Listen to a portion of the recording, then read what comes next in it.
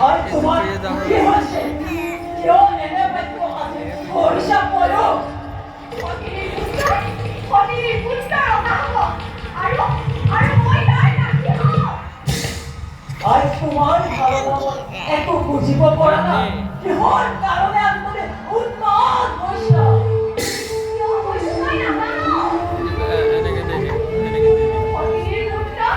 রোজা হই রাজ্য সমান রইব আর তই নার কাকি হবি তই না সত্তৰ জীবন যাপন কৰিলে মই যেন সহ্য কৰিব পাৰি আৰ মই কি কৰলে তুমি শান্তি পাবা বিদ্যু বিদ্যু বিদ্যু কৰিব লাগিব মই তোমাক জানি আছে কিন্তু পুরো দিচ্ছে আমার চেষ্টা হাতে হলেও মই মাতৃ পুত্রকে মই মাতৃ পুত্র চিরশত্রু